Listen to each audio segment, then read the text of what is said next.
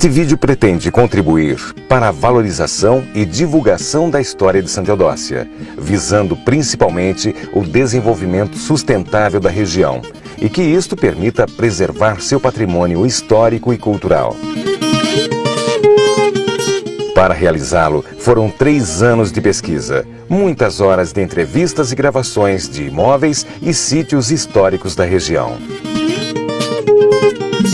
Santa Eudócia é um distrito do município de São Carlos, localizado no Vale do Ribeirão Quilombo, na região norte.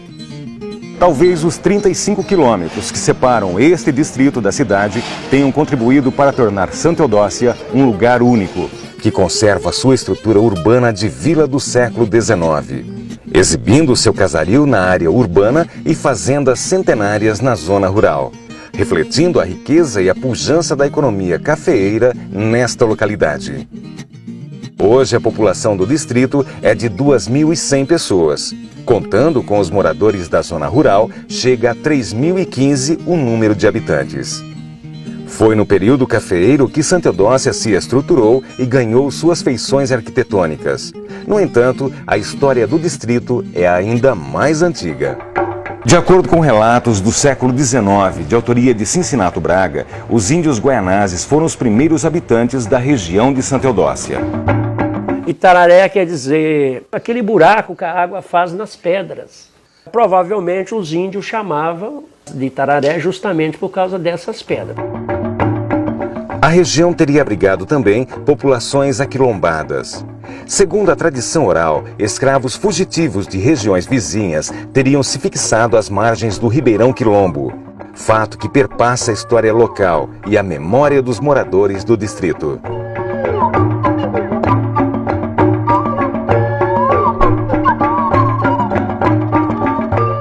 Os nomes da região, Quilombo, Ribeirão dos Negros, etc., são indicações de que havia uma população escrava razoável na região.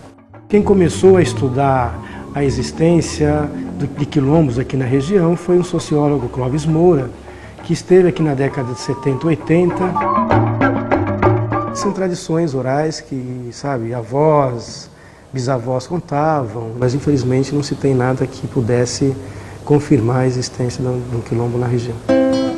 São Sebastião do Itararé foi o primeiro nome dado ao povoado surgido nesta região pelos seus moradores, entre os quais destacam-se as famílias de poceiros, vindos da região mineradora e do leste de São Paulo, que desbravaram a região. Meu avô era José Fabiano de Carvalho. O Fabiano de Carvalho e o Zacarias Simpristo, o Zacarias era o marido da dona Chiquinha. Foi os primeiros moradores fixos daqui. A minha tataravó, Anacleta Ribeiro de Jesus, ela tinha propriedade em Minas Gerais, veio para cá e tomou posse. Isso foi em 1807. Dali foi desmembrando as fazendas, foram grilhando, houve muito grileiro aqui. Esse nome, além de aludir ao córrego que corta o distrito, teria sido uma homenagem ao santo de devoção dos primeiros habitantes do local, que ergueram uma capela para São Sebastião, que existe até hoje. Que foi a capela de São Sebastião do Itararé. Depois foi São Sebastião do Quilombo. Embora haja registros de viajantes sobre esse período inicial da vila, é em 1812 que tem início a história oficial de Santa Eudócia, com o reconhecimento legal da Sesmaria do Quilombo, de propriedade do padre Manuel Joaquim do Amaral Gurgel.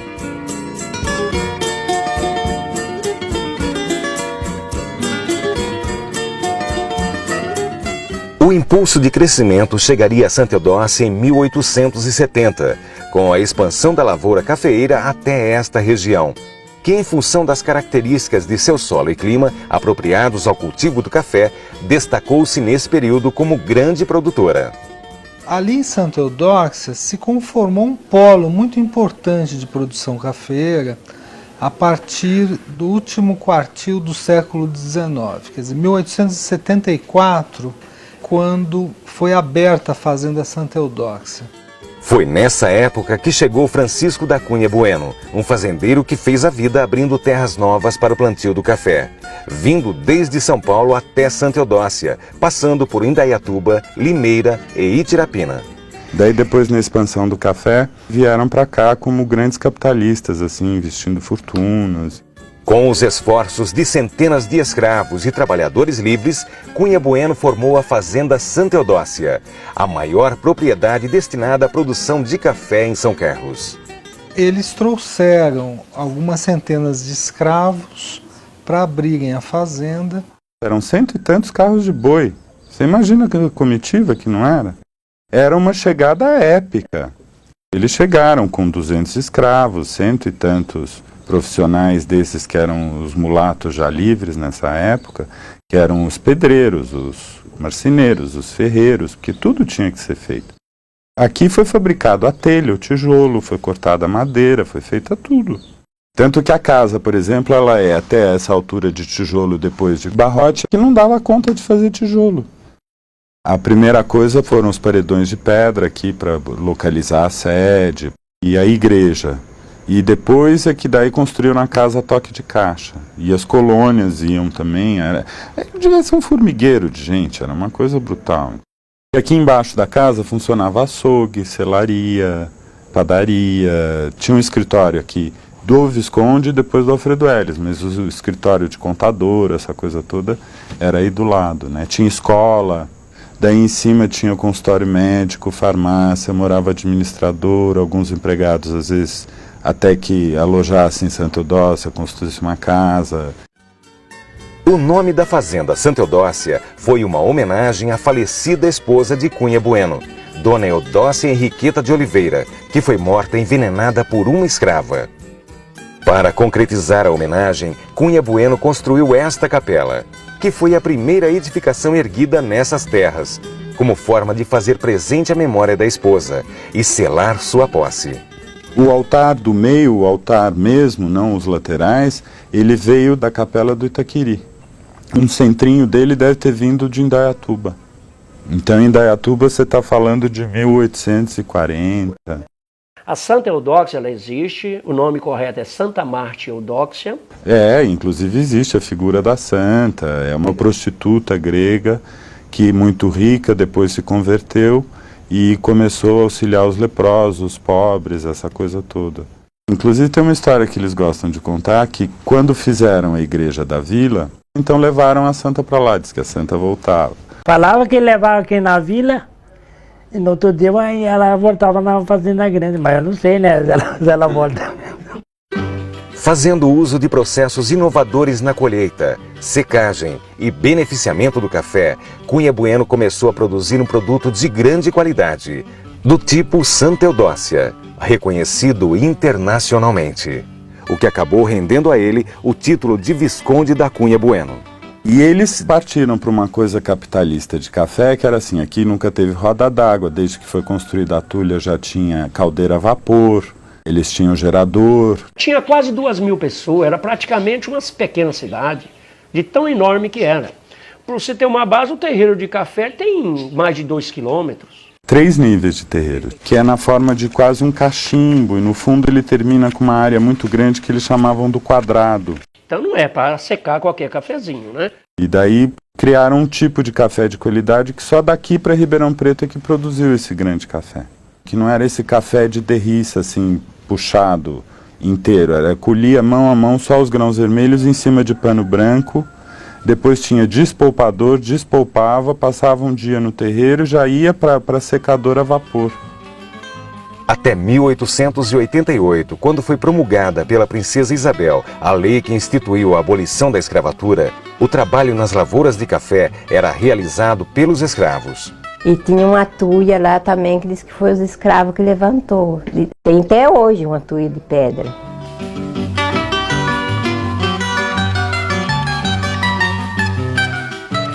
E tinha a senzala dos escravos solteiros, dos homens, que era no porão da Tulha, embaixo do salão da Tulha, onde guardava o café já ensacado, que é um corredor com celas grandes, onde moravam vários escravos. E meu pai, de vez em quando, achava martelo, achava pedaços de ferramenta, de coisa de cozinhar de barro, e falava que era dos escravos. As negras mais bonitas, mais bem tratadas, escolhidas, cuidavam da casa e moravam aí no porão. As escravas eram calçadas, usavam pentes de ouro. A partir daí, a mão de obra imigrante foi tomando seu lugar, em condições não muito diferentes das suportadas pelos negros africanos. Era aquela labuta sempre, apanhar café, e o tempo. Aí apanhava uma semana, ficava apanhando. Depois daí uns 10, 15 dias ia barrer o café. Eles rastelavam café, nós limpando os troncos de café. Aí banava, deixava tudo ensacadinho, pegava aqueles montão de terra misturado com café na peneira e sacoalhar que nem um palhaço. E jogar para cima para tirar os pauzinhos e a coisa, a folha, para ficar limpo. Aí vinha a carroça, levava o terreiro, lavava, depois no lavador. Do terreiro ensacava tudo e ia para a tuia. Vinha para a máquina, beneficiava o café, depois vendia o café. Daí despachava o café, tudo pretendia. Como a principal destinação do café era a exportação, o transporte até o Porto de Santos foi uma dificuldade inicial a ser superada. Até a chegada do trem em São Carlos, em 1884, a produção era escoada pelo rio Mogi Guaçu. Nessa época, portanto 10 anos antes da ferrovia chegar aqui em São Carlos, a fazenda começou a ser formada, já havia uma certa produção de café importante. Era uma coisa meio dantesca, porque o café saía daqui, ia de burro até o quilombo.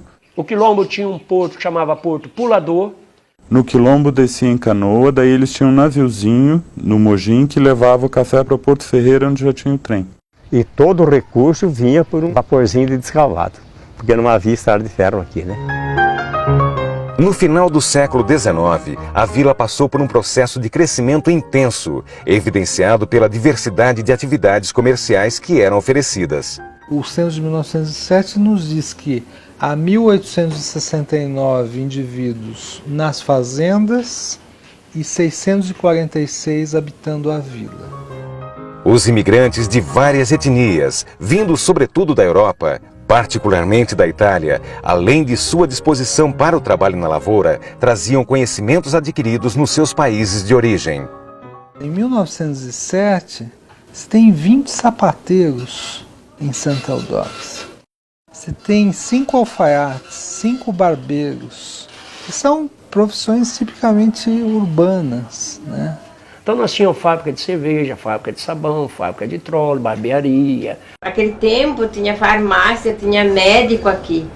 E se era médico, era aqui. Se era farmácia, era aqui. Agora que acabou tudo, não tem mais nada, nem farmácia, nada. Esses indícios conformam um cenário de uma certa autossuficiência, por causa da distância, do isolamento. Então era difícil vir aqui para São Carlos, então as coisas tinham que ter lá. Essa prosperidade refletia a importância do café para Santa Eudóxia e de Santa Eudóxia para a economia cafeeira. Duas propriedades rurais se destacaram nesse momento, a Santa Eudóxia e a Figueira Branca, duas das maiores fazendas de São Carlos. Em 1904, são as duas maiores propriedades do município. Em termos de pés de café, a primeira é a do Elis. Tinha mais de 1 milhão de pés de café em 1904, e a quarta era do Penteado. Elisário Penteado, que era o primeiro dono da fazenda Figueira Branca.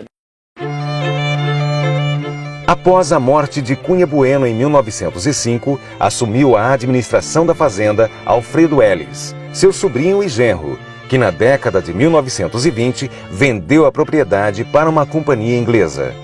Quem comprou essa fazenda foi uma chamada Brazilian Warrant Company, um conglomerado inglês que tinha banco, negociava café, fazia, acontecia. Os ingleses era só café, até tinha os terreiros bem preparados, nossa, tinha as tuias, tudo que eles beneficiavam o café. Porque daí os ingleses fizeram uma firma mesmo, isso daqui, o plano deles era fazer uma escola de fazendeiros de café. Na década de 1920, essa história mudou. O preço do café se desvalorizou muito, o que provocou a ruína de vários fazendeiros e culminou na famosa crise de 1929. Uma das fazendas afetadas foi a Santa Eudóxia. E depois teve a coisa da Bolsa em 29, que daí eles desistiram, daí Eles lotearam a fazenda. Aí quem comprou foi o finado Solichano de Terruge, o Nicola de Lourenço e o finado Guido de Lourenço. Foi tudo partiu a fazenda, né? Com o desmembramento da Fazenda Santa Eudócia, a maior propriedade rural da região passou a ser a Fazenda Figueira Branca. Por aqui também se plantou muito café, como pode ser comprovado pelos terreiros e tulha.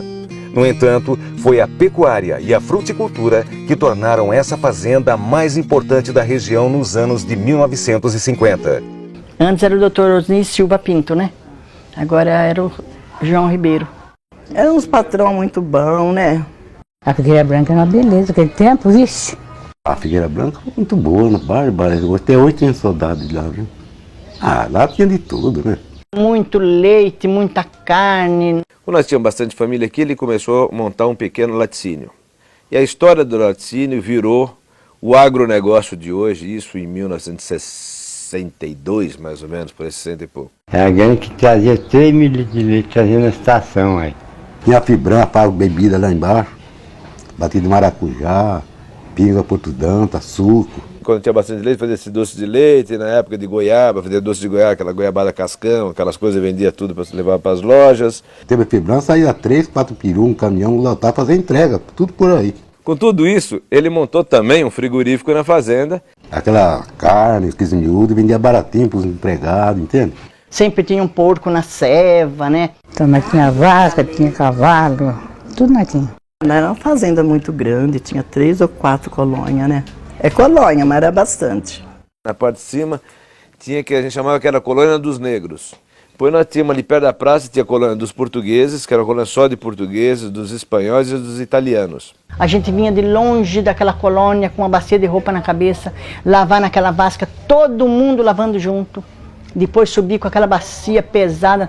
E hoje a gente lava aqui dentro de casa, na máquina ainda tá achando ruim, hein? A vasca lá era um coxo comprido. É um negócio de madeira bem grande. E a gente lavava a roupa lá dentro.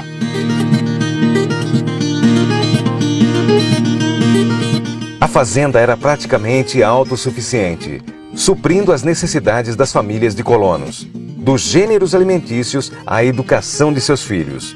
Tinha de tudo, tinha armazém, né? Vendia tudo baratinho pra gente. Era um armazém com qualquer um de cidade, eram as próprias pessoas da fazenda que trabalhavam, não tinha dinheiro, era caderneta, como era tudo na cidade, comprava essas mercadorias para vender ao custo para o pessoal. Ou seja, porque não tinha como as pessoas saírem daqui para ir a São Carlos fazer compra, despesa, não tinha jeito. Foi lá, largava a caderneta lá e ia embora, pouquinho as bombas chegavam em casa.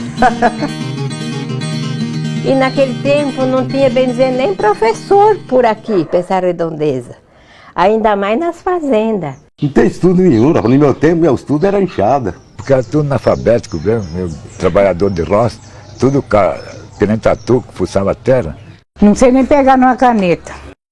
Porque cresci um pouquinho e já me jogaram no serviço. O papai achava que não devia de estudar, a mulher não devia de estudar. Fui para a roça e estou trabalhando até hoje com 68 anos. Meu pai falava assim, não, minha mulher não precisa aprender a ler não, é roça e serviço em casa. Tínhamos que dar educação para as crianças, então ele trouxe professores de fora. Lá era uma professora. Uma sala pequena, sabe? E primeiro ano, segundo ano, terceiro e quarto ano, acabou. E algum que podia, depois ia fazer a 4ª série em São Carlos. No quarto ano ele tinha ciência, ele falava bem, escrevia bem, tinha matemática, tinha tudo, né? E a escola à noite, se era um professor à noite, ia à noite.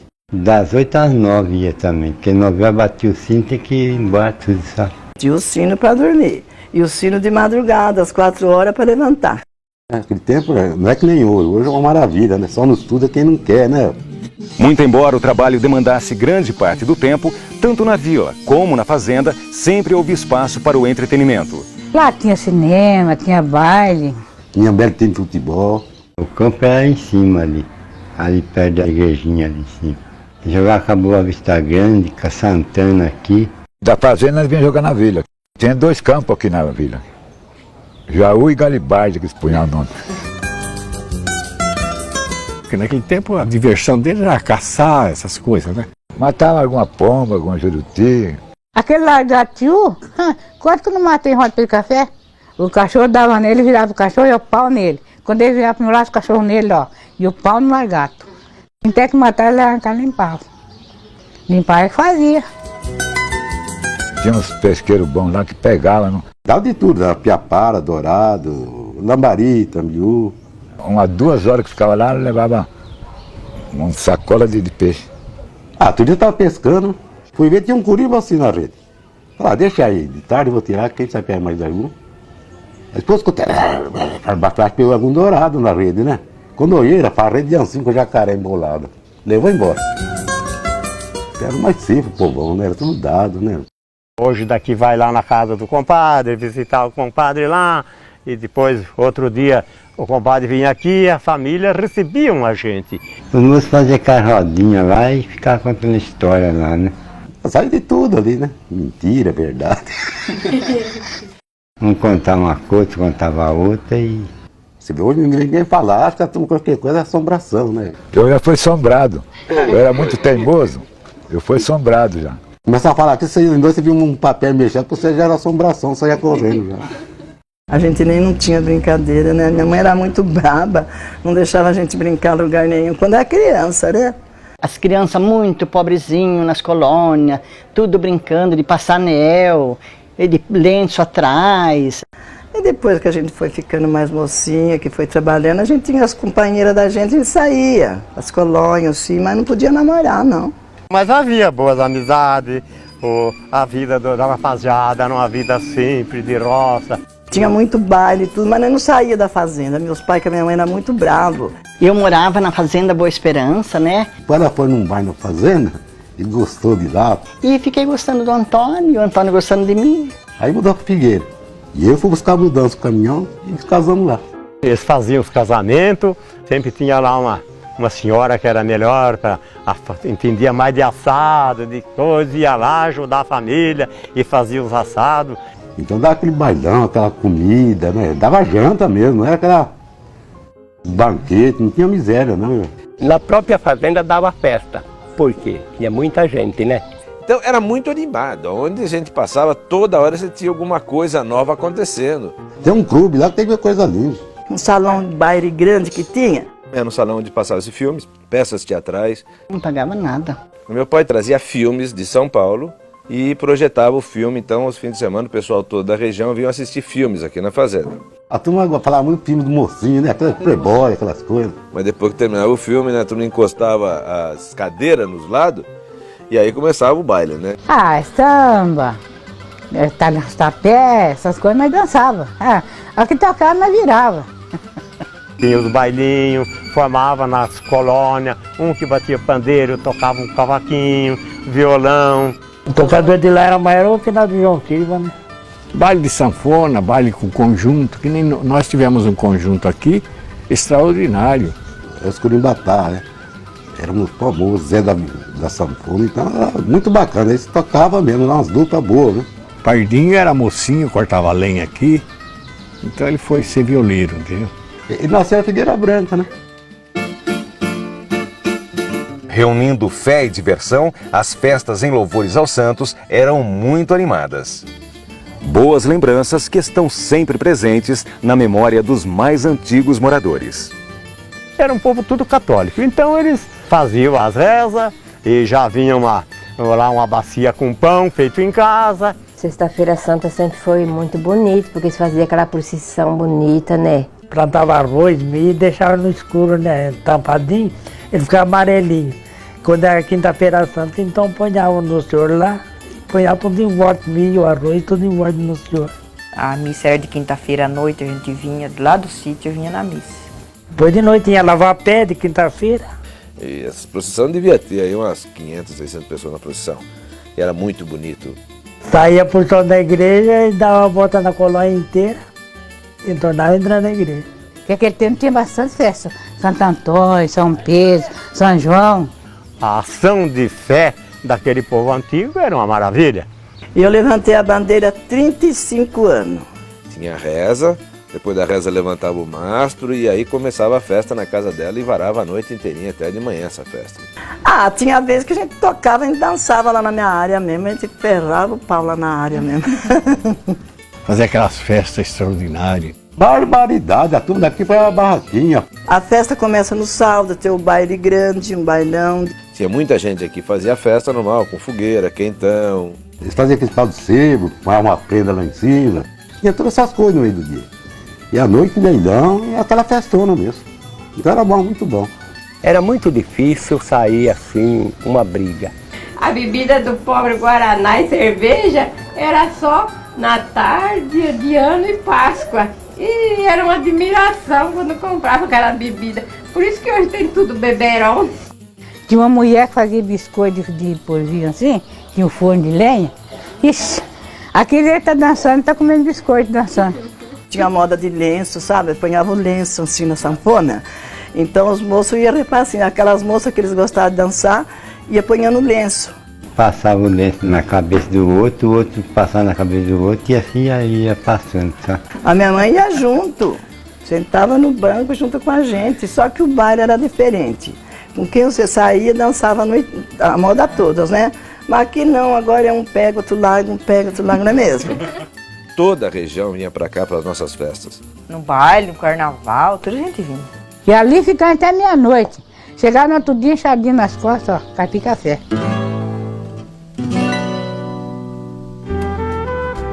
Hoje, as principais atividades de Santa Eudócia estão ligadas à agricultura e à pecuária. No entanto, o legado deixado pelos antepassados dessa gente está em processo de recuperação. O que eu vejo de Santa Eudócia, ela está se autodestruindo, porque as casas maravilhosas que tinham aí, as ruas todas de pedra, as casas maravilhosas, escolas, etc., as pessoas vêm vindo e vão destruindo sem saber o que estão fazendo. A pessoa estraga um patrimônio maravilhoso, que é o que pode trazer para a cidade algum futuro. Conseguimos pegar uma. Tinham dado essa casa para demolição. E nós conseguimos pegar essa casa que estava caindo ou tinha sido dada para demolir e dar uma arrumada, voltar a casa como ela era antigamente. No começo passou muito do cara, o que este maluco está fazendo aqui?